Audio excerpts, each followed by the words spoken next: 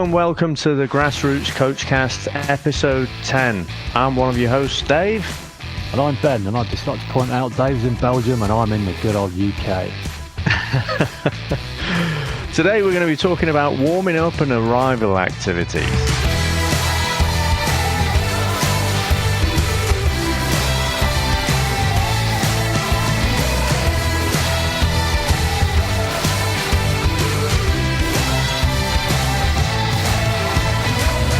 So Ben, it seems like a Game of Thrones style longest winter ever, but finally we've been able to get back out there on the grass, haven't we?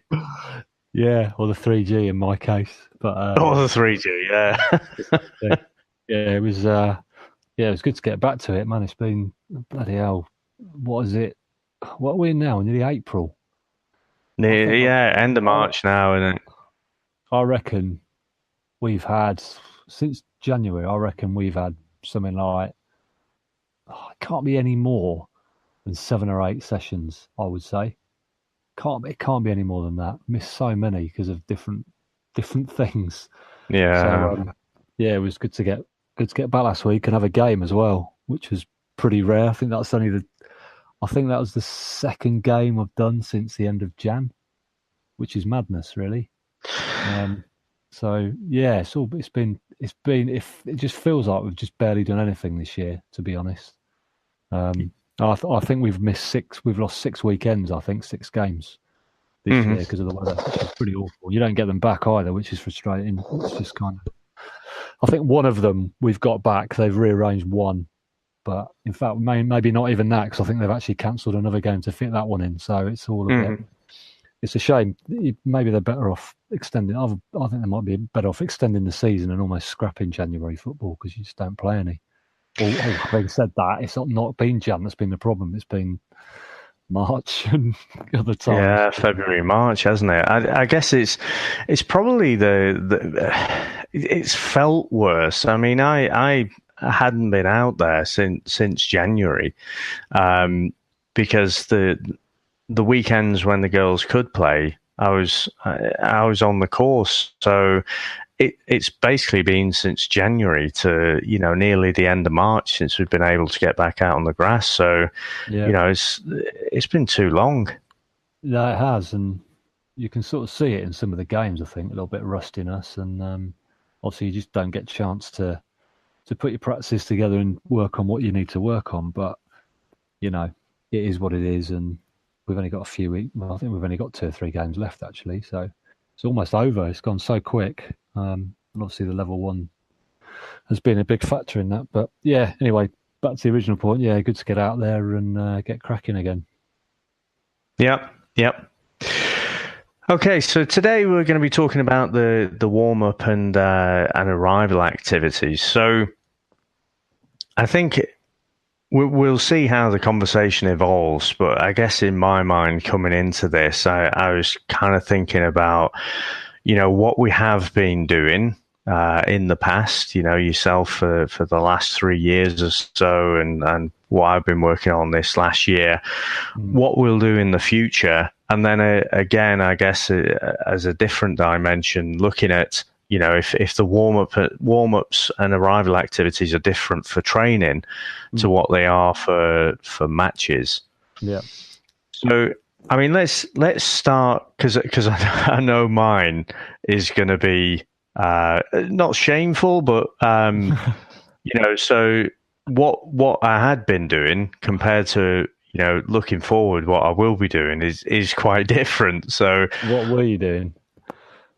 Well, so I guess for training and for matches, it was fairly dull, not very exciting, definitely not very fun, dull kind of running and stretching. And it doubles up, if someone's giving you a bit of lip, do an extra lap, so bit of laps, bit of high knees, getting the heel to bum, jump up, do a header, that sort of thing. Now, what I would say is it's kind of handy in some way because it was always the same, so it's always consistent. So it's kind of handy that if you needed to have a chat, to the parents or me to the head coach or whatever, you could task one of the girls with doing it. So you could say, go ahead and lead this warm up, and they, I think on the positive side, they kind of enjoy that. Mm. But when I look back at it, it's like, well, yes, well, I mean, that's the interesting thing, and that's what's good to discuss it, I guess. I guess looking backwards, so the fact that it's so formulaic and functional, and not really fun at all, that bit I think I can do a lot better at. But like I say, the tasking, giving one of the girls the responsibility, or in your case, one of the boys, that was good. That's a positive. So I think looking forward in the future, I think I'd like to have the warm-ups in both training and the matches and arrival activities being a bit more varied, being a bit more fun, but still keeping hold of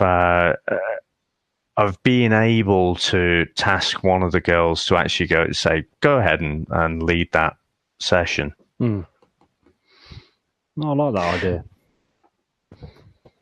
So what are your kind of warm-ups? Let's look back in the past. So pre-level 1, kind of what's your warm-ups like?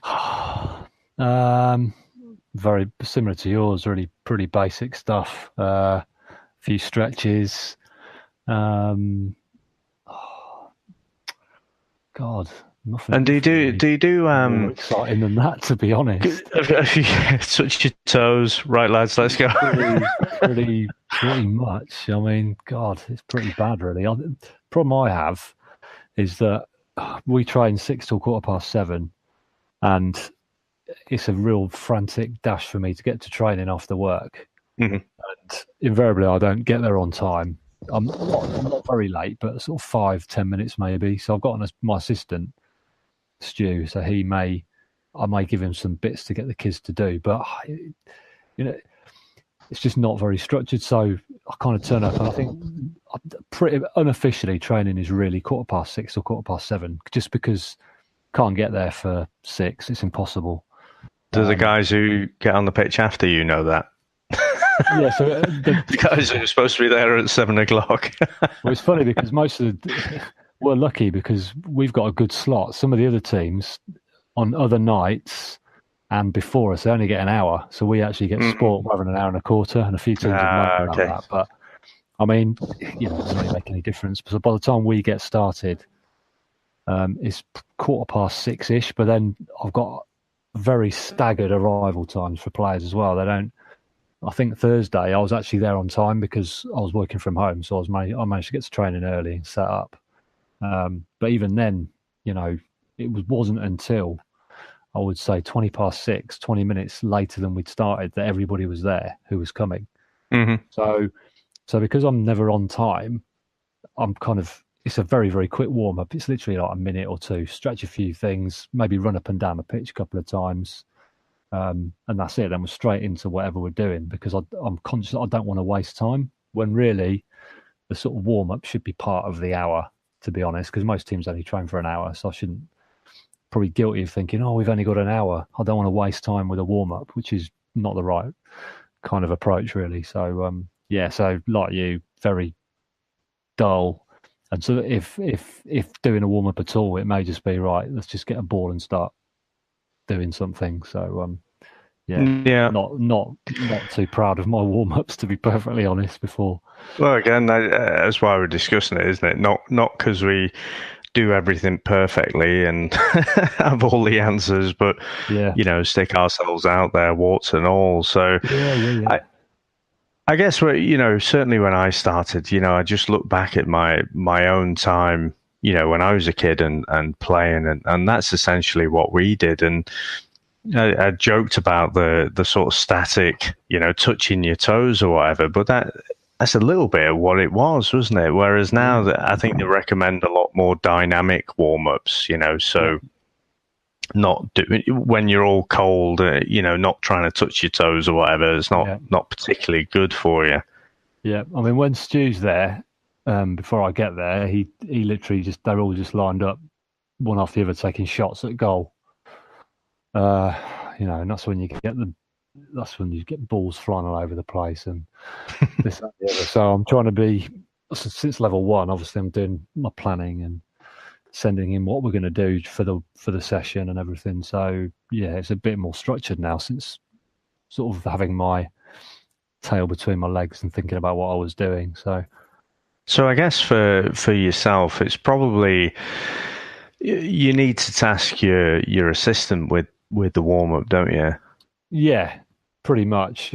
But again, it's difficult. I mean, I think for this season, it's just going to just sort of not peter out, but it'll be what it is now. But then next season, it will be a case of, well, hopefully we'll keep the same training time, but we'll have more players, and it will be a bit more structured, and it will be right. Lay out to the parents, somebody will be here at 6:05 latest. So can everybody be here at 6:05, not be late? Then we can go straight into that warm up for 5-10 minutes or however long. And it'll be a lot more structured and a bit more worthwhile, really. Whereas at the moment, I think because of the time issue, and it's not been that long, Stu's been really helping me. So, and he does tend to get there just before me normally. So at least then we're in a position to say, okay, if we say everybody there by 6:10, that gives us 5 minutes to warm up, then we can just get cracking at 6:15 and get into the main stuff. So I'll think more about that as we go into next season. But now my warm ups are a bit more interesting, and it just gets the blood pumping, gets the players moving, doing a bit of ball work, and I think the interesting thing that which was actually quite a surprise to me doing the level 1. The Pete, the tutor, he said he made us do a warm up in one of the days that we were there, and we just had a ball, and we were just running up and down with this ball, doing a few different things like outside of your foot, right foot control, get to a cone, roll the ball under your foot as you go to the next cone, and we're all shattered by the end of it. And he said, did you notice that because you had a ball and you were concentrating on the ball, that you were sort of working twice as hard? And it was like, it was a sort of eureka moment, but it was so basic. I thought, yeah. What about it? Just even controlling the ball and running up and down with it. I felt you do feel shattered, and I started introducing things like that with the kids, and I noticed they're all blowing after a few minutes, just because of the concentration, looking at the ball. And it's a really good way of warming them up actually, because they're moving, they've got a ball. And it really gets the blood pumping to the point they're almost shattered after 5 minutes. So run that by me again. So what exactly? Because we do, again, looking backwards, that kind of formulaic warm up after we've done high knees. A few heel to bum, a few jump up as high as you can to do a header. I'll generally say grab a ball each. Now dribble from one side of the pitch to the other. Just use the inside of your foot, then use the outside, then roll your foot across the top.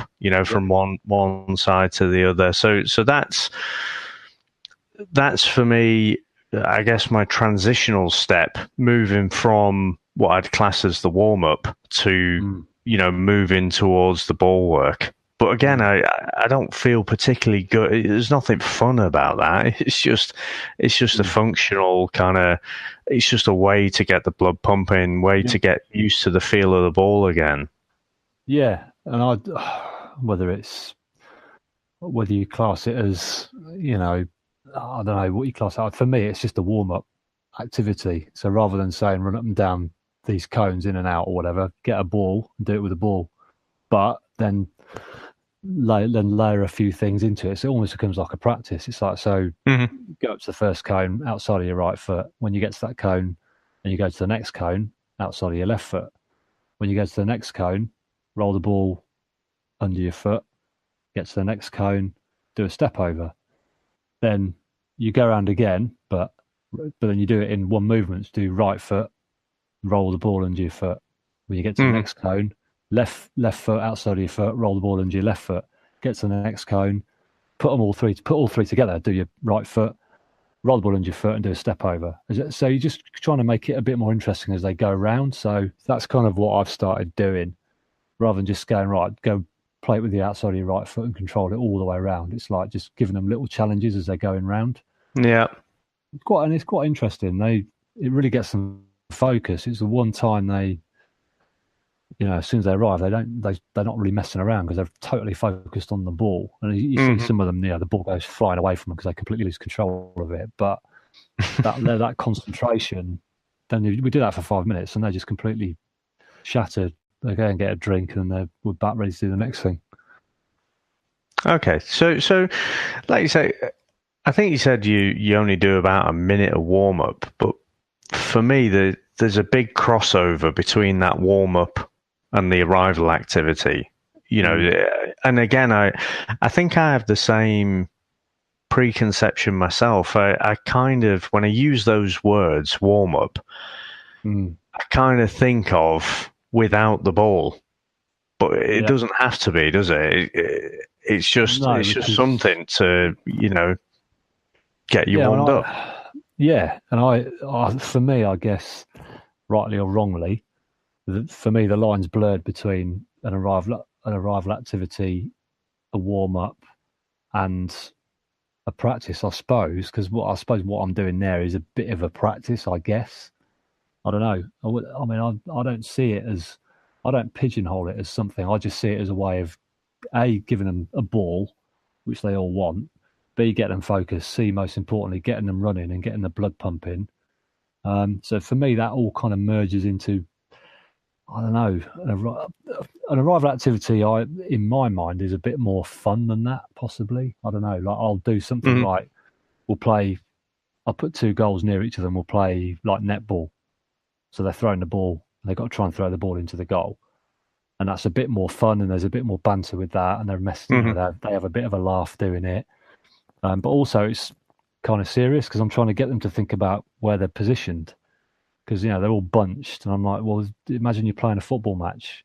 You're not all going to have 10 people bunched in one area, are you? Space out, call for the ball, get the ball thrown to you over there, then you've got more chance of scoring. So that's more fun, but there's a kind of serious side to it as well.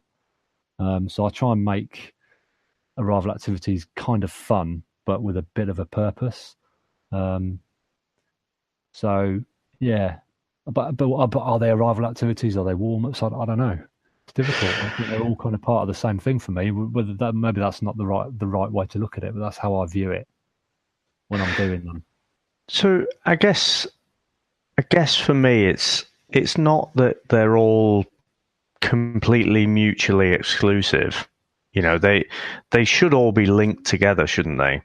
Yeah, they should all connect to the same thing. But I guess for me, the thing that differentiates it is the amount of effort that you're going to put in. So you maybe wouldn't have a game, we were speaking a few weeks ago, weren't we, about playing Wembley, or you wouldn't have 1v1 sprints for 20 yards or something like that, straight from getting there cold from the dads or mums dropping them off.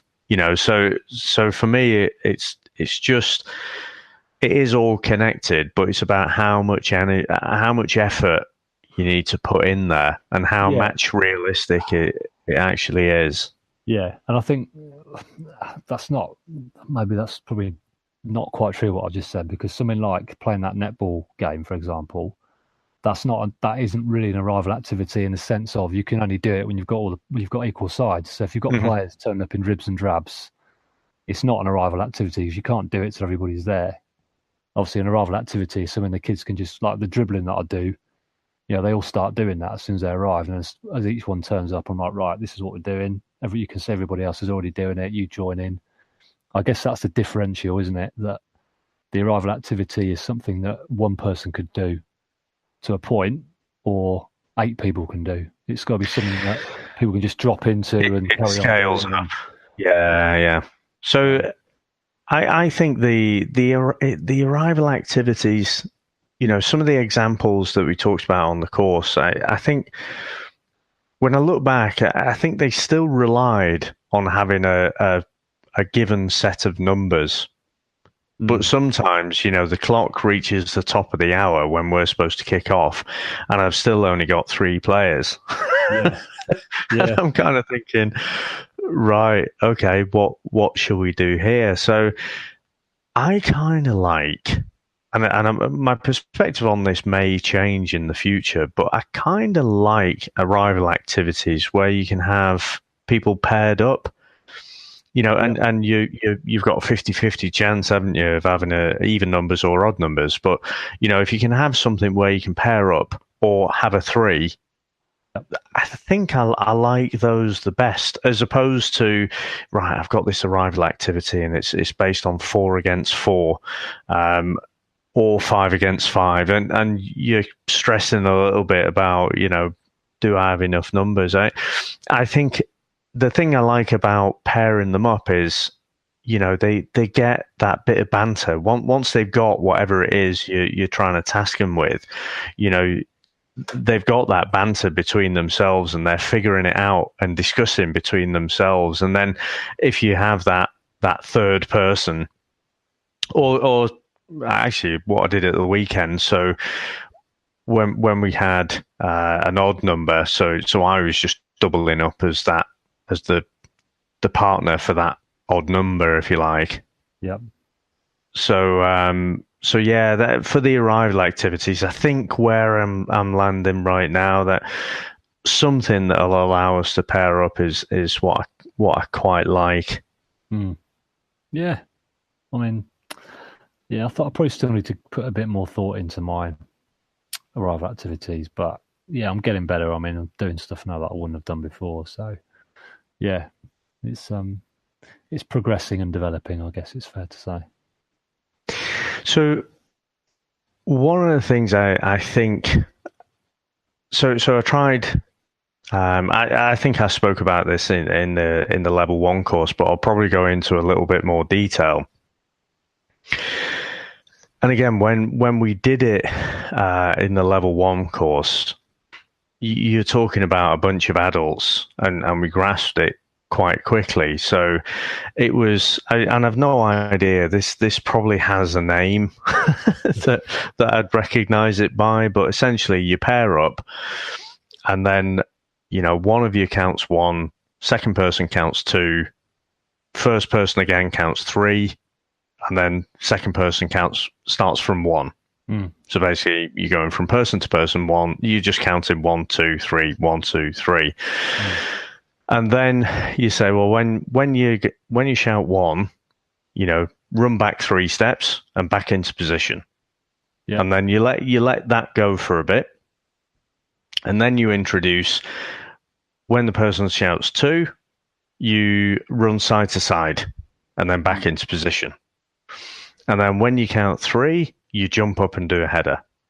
And I know when I was doing this, when you get to that point where you're doing something on every single number and there's only 2 of you, you get out of breath pretty quickly. So I've tried that a few times now, but it's generally been quite a bit slower with the girls to get them to just explain, what is it you've got to do, and then you get a pair, going, and then you have a few more people arrive, you have to explain it again. A few more people arrive, you explain it again. So it's not flowed, I guess, the way in my mind it could flow. But it's one of those where I kind of think, well, once the girls get it, they like it, and they get right into it. And like I say, that camaraderie, the banter between the pairs works quite well. But I think it's one of those that we probably have to do a few times, so that it becomes like the warm-ups that I was talking about, where they just know what it is we're going to do. So probably if a name doesn't exist already, I'll just make one up, call it the 1, 2, 3 game, and then we'll say, right, let's do the 1, 2, 3 game. We'll count and we'll start off and do that. Yeah. But like I say, I tried it again at the weekend, and it was a bit slow going. Didn't quite work as well as I had it in my head. But yeah, it's kind of, a lot of these things are suck it and see, aren't they? You just don't know. And we had a really good session on Thursday. It was it worked really well, and I was really pleased with it. And we've had other ones, and you just think, I've learned a lot there. Learned about not what to do, and I wouldn't do that again, or do this differently. So it can be hard going sometimes, but you've just got to sort of stick with it, and hope you find the right blend, I suppose. Yeah. And again, I think we discussed this one while we were going through the course, didn't we? That that warm-up and arrival activity does, not that it does need to be, but it really can be. You're missing an opportunity if you don't treat that as part of the overall practice. And again, to be honest, it sounds like you are. You're just maybe not drawing the boundaries between, the warm-up arrival activity and the point of the whole practice. Yeah, probably fair to say. But then, I've changed. I find what I'm planning to do changes quite a lot. So I've gone there with what I'm going to do in my mind. And, you check your phone when you've got to training and 4 people have said, I can't make it. So you think, that's completely stuffed what I was going to do. So I'm kind of thinking on my feet going, right, well, we can't do that.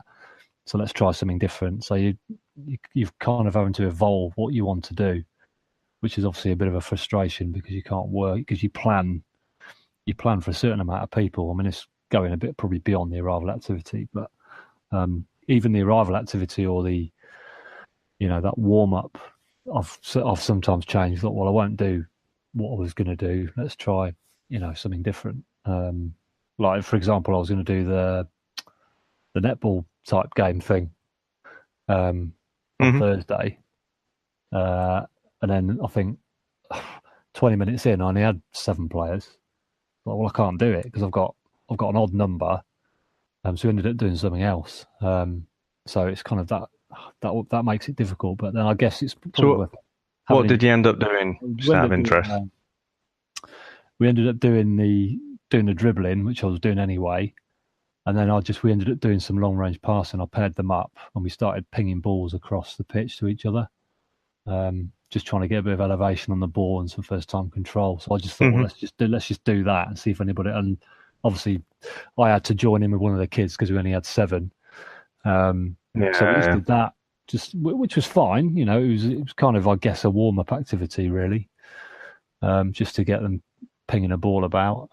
So I kind of just threw that in there. Thought, well, let's just do that and see if anybody else turns up. And somebody else did turn up, so we had 8, and then we just started the proper session. So I guess it's always worth having a sort of backup option that can accommodate less players, I suppose, is a learning from that, which I'll be thinking about going forward. So I'm sure I've said it on this podcast before, but it was Eisenhower that said plans are useless, but the act of planning is everything.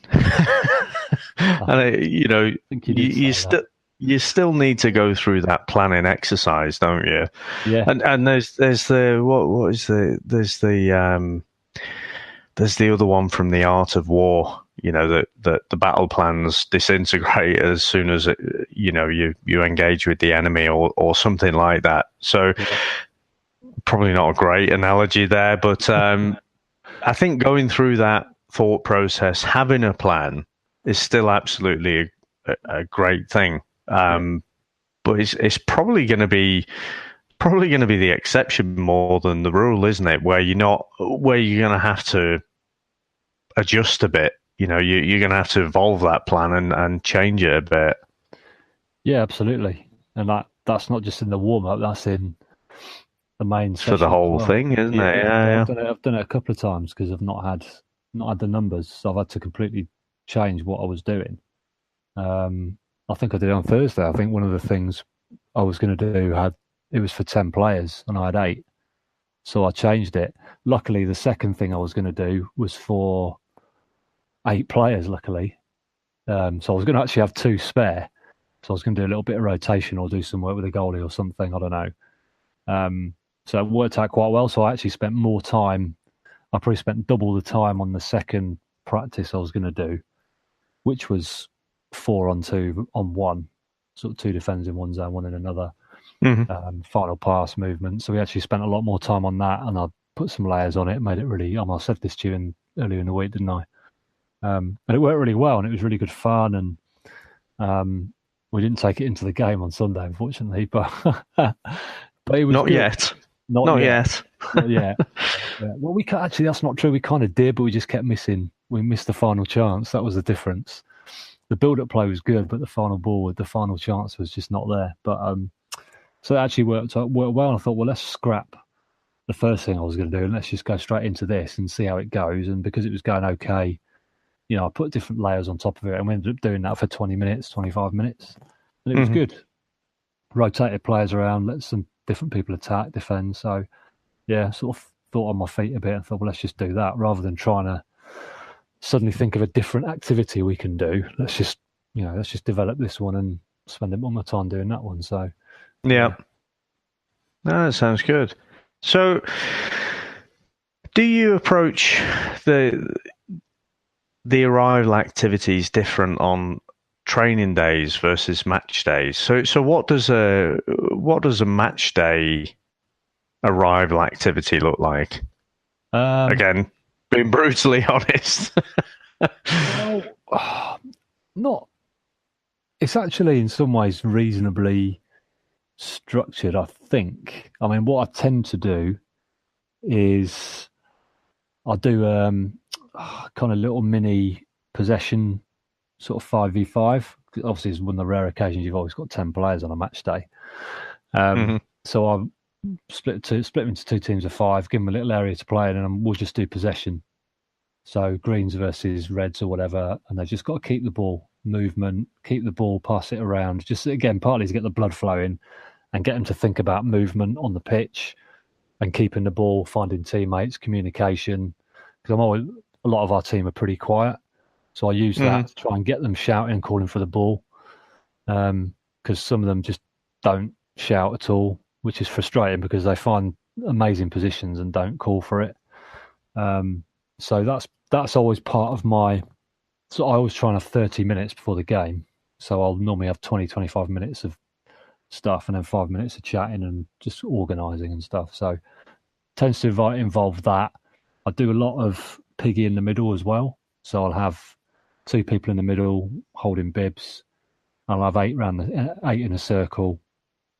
Obviously just pinging the ball first time, one touch, playing the ball across the circle, keeping it away from the 2 in the middle, which is okay because they're not running around. The 2 in the middle are running around a bit, but then they get a rest when they come out. So they're using the ball, but they're not legging it around and getting tired out. So I tend to do those 2 things pretty much always, and I've kind of done that for the last 3 years, to be honest. And then maybe after that we'll do a bit of shooting, penalties or whatever, just for 5 minutes, just to sort of relax them a bit for the games. That's always a bit more fun, booting the ball at goal. So I tend to do those 3 things really, just to get the blood flowing. So I've always kind of stuck to that. Whether I'll keep doing it, I probably won't, but they're just the things that I've done this season, and I'll probably think maybe I've never really thought about, to be honest, the warm up on a game day so much, other than the things that I do is just to sort of get them moving and, like I said, communicating, calling for the ball as they would in a match. So I guess it's probably more tailored to that, whereas I probably wouldn't do that on a training day. It would just be some, a bit more ball work. But I'm always conscious of trying to get them. So I suppose I must be thinking about it, saying that. So I'm trying to get them more in a game situation where they are going to be talking, they are going to have to move, they are going to have to find space, which is probably the thinking behind it, really. Probably a bit subconsciously, because I've never really analysed it that much till we've discussed it now. Yeah, so, I mean, it sounds like the arrival activities on game day, and it's around your philosophy, I guess, of being that in possession sort of team, isn't it? That possession-based team. So absolutely, all the things that you've talked about there are all in possession type activities, keeping the ball, passing it between each other, being comfortable on the ball. Yep. So, and again, it's just, it helps us, doesn't it, sometimes structure our own thoughts when we're doing things automatically. But that's what it sounds like to me. No, that's fair comment, and it is. I am possession. I like to play good football in possession, attractive kind of thing, but also with a bit of penetration in it. It's not all just tippy-tappy, pleasing on the eye. There's got to be a bit of end product, and they're things that I focus on a lot. And I think as we go into 9-a-side, the sort of out of possessions are going to become a lot more prominent because of the offside rule, organising the defence. That's probably going to take over a lot more of my sessions going forward. Whereas I think 7-a-side, it's kind of my philosophy and focus has always been on that in possession. How can we use the ball? And I think that's also tailored around the players that I've got, because I've got a lot of good footballers, and I probably need one or two more, do the sort of the nitty gritty, dirtier side of the game, I suppose. So that's kind of what I'm looking for with the new players that I bring in. Because I've got a lot of people who they're very good on the ball and they play nice football and they're skillful, but you need a David Batty, is what you're saying there. You kind of do need, because one of the weaknesses we've got is, and we did it on Sunday a bit, is just that getting back and getting stuck in, and the lack of tackling on Sunday kind of drove me mad a bit, and I put it down to rustiness, and we were just a bit flimsy in the tackle, and we were standing off people, and you just sometimes need somebody to sort of just get in there and show a bit more physicality and do the stuff off the ball. So we're going to be focusing on that going forward. But yeah, you're right. I think the warm-up activity does reflect how I like to play and how I like the team to play. So, I mean, what do you do for you? Do yours differ from training as well? Do they move? No, I think, well, again, looking backwards, I think, the warm-up has been pretty much the same. So, bit of running, bit of individual, pick the ball up, dribble with the ball with different parts of the foot and stuff, dribble slowly, right, put a sprint on, dribble quickly. But I think, again, just, and so Piggy in the middle, I think you probably gave me that idea a while ago. And so that was a good one. But, sometimes the ball can be flying all over the place, and so it's like, oh, let's not bother with that. Try it with two balls. That's interesting. I do that sometimes. Throw two balls in there. That confuses the hell out of them. Yeah. So, but I think for me, the biggest change I think I want to incorporate more moving forward is really to connect the warm up to whatever it is we've been working on. So whether it's in possession, out of possession, transition, on the training sessions, the warm up on the match day, I think should still connect back to whatever it is you're working on. And so we'd been working on before, I mean, completely being derailed by the weather, really. We'd been working on a lot of in possession stuff. Mm-hmm. Whereas now I think we do need to work on a bit more out of possession and transition stuff. And so that I think for me in the next 4 to 6 weeks, I think that's where we'll focus. And so whether it's the training session or the match, I think the arrival activities will reflect that in some way. Mm. And I haven't quite figured out what that way is yet. But one of the things we did on Sunday, and I think we'll probably do again, is more about kind of jockeying, and sort of holding players up. So we had a little game where we had three zones, so we had one defender in each zone, and the first zone, at the side, you had a couple of cones tipped upside down. Not the old traffic cones, but just the little cones, tips upside down, and the runner, if you like, would have a beanbag, and they'd try and drop the beanbag in the upside down cone. Now, if you got past the first defender and dropped it into the first cone, then you get 1 point. you get past, a couple of defenders, you get 2 points. You get past 3 defenders, it's 3 points. And so even though the runners were, having fun, trying to score points with the beanbag, the activity was more around the defenders and actually, trying to, because the attackers are trying to, feign going one way and going the other way. And so, the girls didn't really realize it, but it was really more about the defending side and just trying to watch body position, try and, make sure you're defending your space and react when they change direction. And they absolutely loved it, to be honest. It was a game. There was no football involved, but it was for a purpose. It was, we at the minute, we saw this in the match on Saturday, we still have that tendency to just go diving in. And then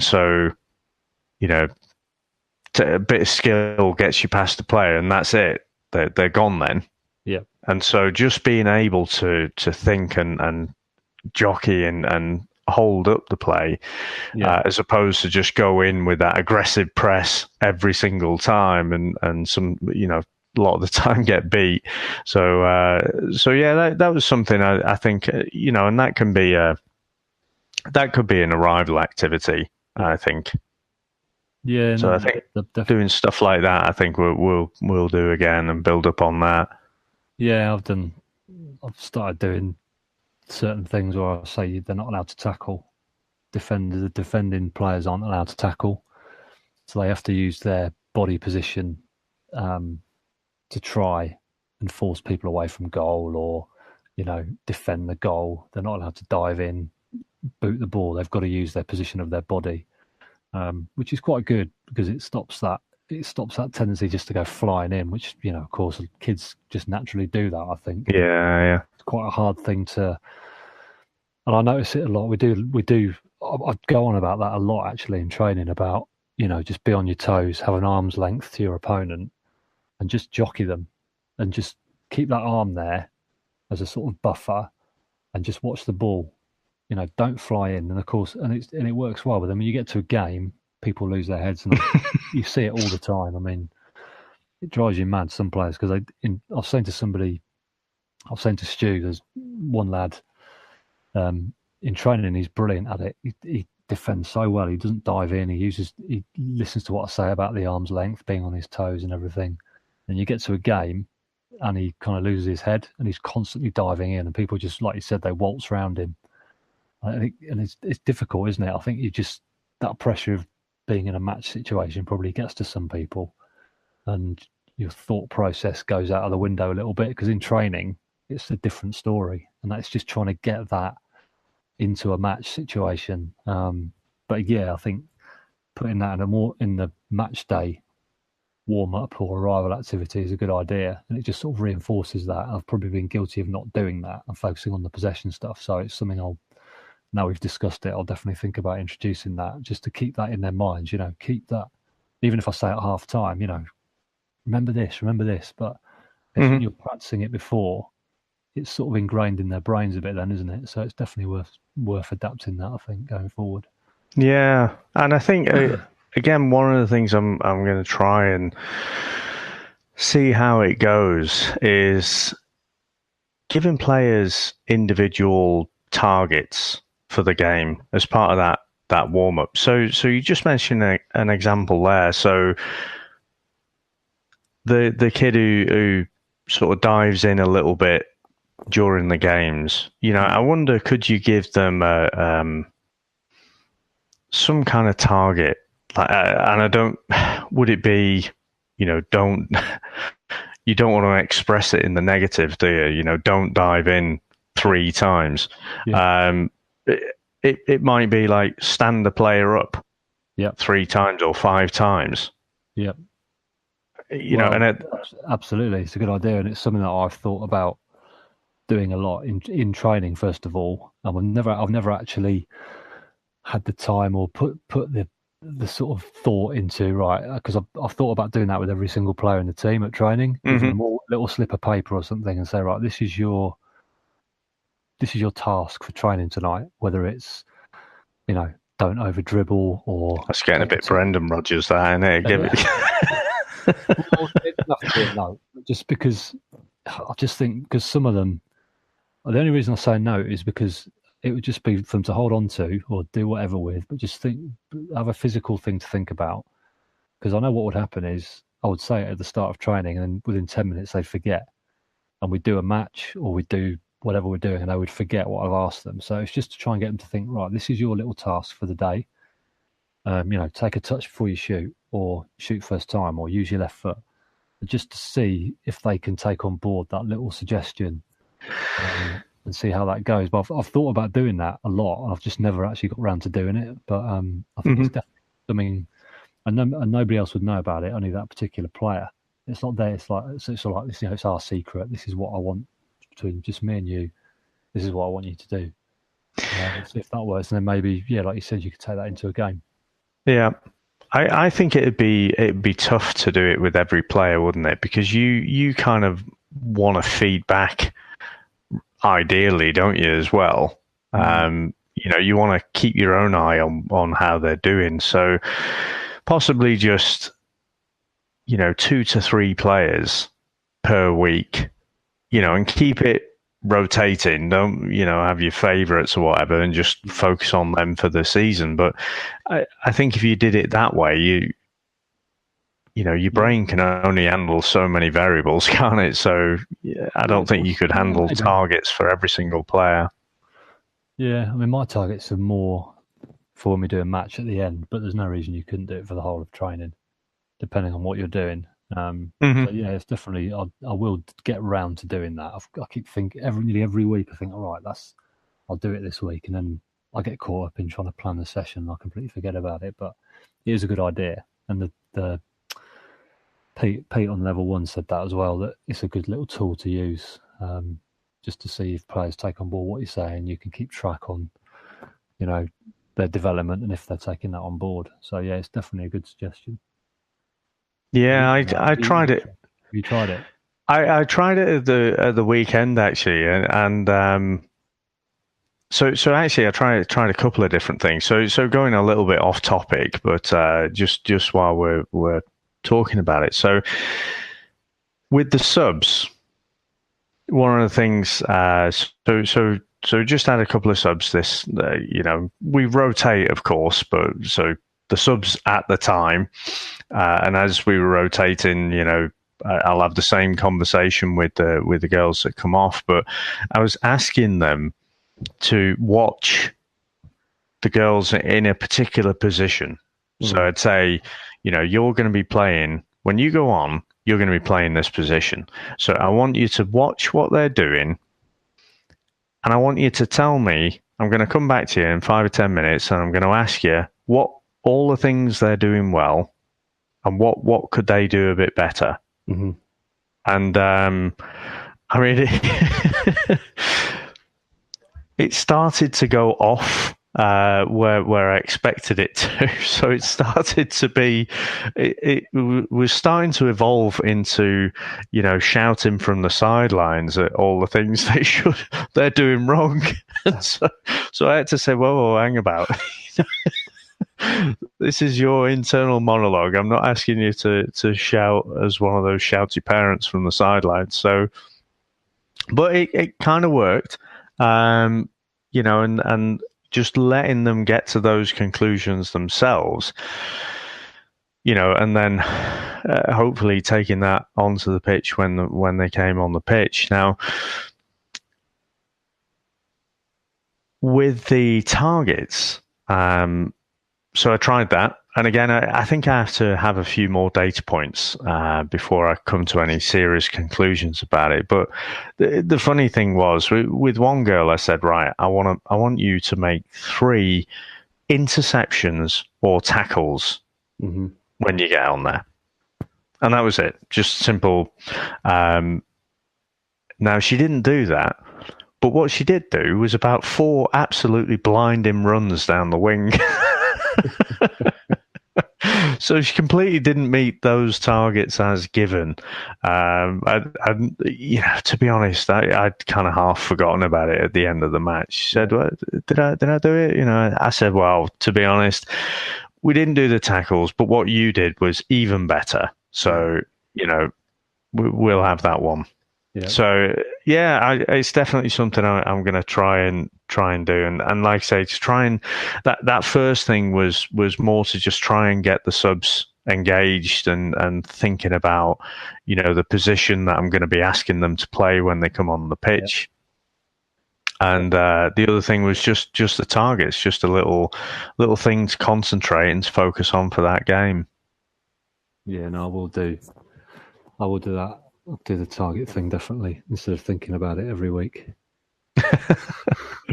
Yeah. So, I mean, the other thing I'll just mention about, I think there's a chasm between, I think, still what I'm personally doing now for warm-ups and arrival activities and where I want to be. I want to have that kind of library where, if it's a week where I haven't had chance to really think about it, I can just rock up and just say, right, we're going to be doing this. Whereas at the moment, it's fairly, it's hard fought. It's like thinking about it for a long time and then finally coming up with something that you think works.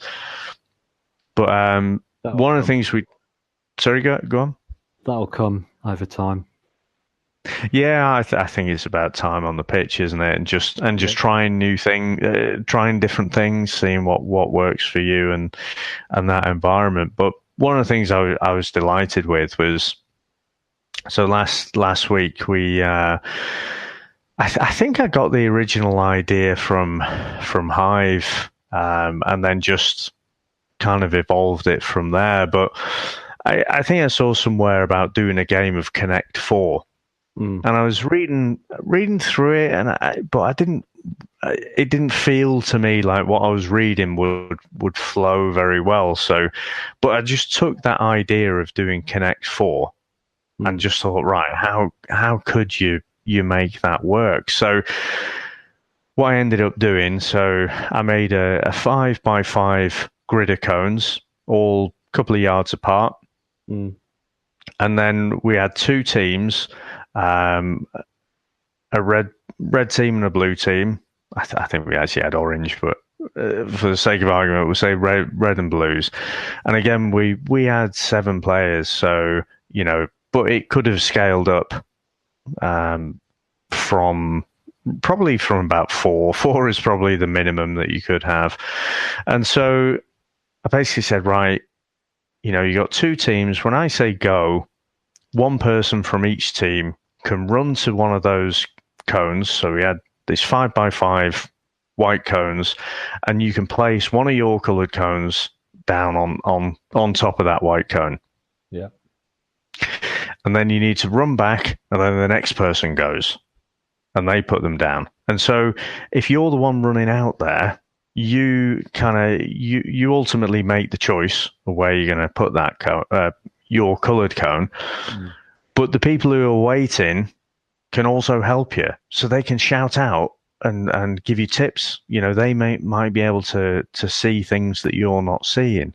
So I kind of like that there's a bit of communication there, and in terms of the player in possession, if you like, and the rest of the team. And so, it took 2 or 3 goes to actually get that going. And then the head coach was off setting some other stuff up, and he says, "Oh, that one would fall down." And I kind of looked at it. I'm like, what's he on about? And he was talking about gravity. So in real Connect 4, you obviously drop your colours. You have your yellows and your reds, don't you? And you drop them down. Whereas I was playing a bit more of a crystal maze kind of thing. It was just flat. So I said, okay, well, there we go. Happy days. We've got a bit of a progression there. So you have to start from the bottom here. And if if you accidentally put it there, then I'm going to move it down. It's going to fall down this way. So that took a bit of getting used to with the girls and whatever. But they started to do that. And then again, they really enjoyed it. And So then, once we'd had a few goes of that, and you introduce winning and losing, that inbuilt competitiveness comes out, and so they're warming up, but they just don't feel like they're warming up. But again, they're getting a bit of communication there. Yeah. I then introduced a ball into it, so each team had a ball. And said the player running into space or running into that particular cone where you want to put your coloured cone, right? You then need to call. The players waiting are going to pass to you. When you've got control of the ball, then you can put your coloured cone on top of the white cone. Right. Only then. And then you pass it back, and then next player goes. So, if they pass it off and you miscontrol it or whatever, you can't put your cone down. You have to go get the ball, bring it back, and then you can put your cone down. So, again, it introduced a bit of that communication, the passing and receiving, way to the pass. So I quite enjoyed it. And the kids really enjoyed it as well. And so that's one that, like I say, the germ of the idea stolen from something that I'd seen, but the way it evolved was kind of nice. And so I think I'll put that in my little library of arrival activities. And like I say, probably 4 is your minimum. Yeah. And then as people join, they can join one team. And then it will take a while before everyone knows exactly what the rules are. Yeah. You have someone turning late. What is it we're doing? Always the way.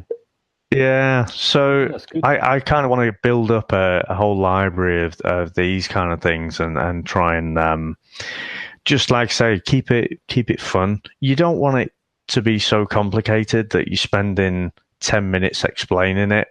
And then you're stopping, starting, and whatever. Yeah. But generally, I was assuming that most, even though it was a game from is it 70s or 80s, Connect 4, it seems to kids still play it now, don't they? Probably only at Christmas when the mums and dads get it out, but they seem to know what it was. Absolutely, mate. Absolutely. No, it's good. I mean, that's what it's all about. That's what I try and do, take some ideas and then tweak it myself and not just copy what somebody else is doing, but yeah, put your own little slant on it. And it's easy to do that. I mean, there's so many different things you can tweak and introduce and change. So yeah, all good. Yeah. So let's maybe come back to this one in not a few episodes, but in some future episode and see how we get on and how these kind of arrival activities and warm-ups evolve. And if any of the listeners have got any particular perspectives on where they've been and where they've got to, let us know. It's all about sharing, spreading the knowledge. Yeah, absolutely. So, have we got anything else? No, I think that's probably covered it. I think, like you said, it'd be good to revisit, even if it's in 6 months' time, and just see how we've adapted it, how we've developed it, what new ideas we've got, how we found it, and we can talk about it again and compare notes. Yep, sounds good. So let's wrap it up there. So that's it for this week. I hope you enjoyed the podcast. Thanks a lot for listening. If you want to get in contact with us, drop us an email at grassrootscoachcast@gmail.com or get us on Twitter at grootscoachcast. Cheers. Thanks a lot, everyone. Bye now. Cheers, guys. Take care.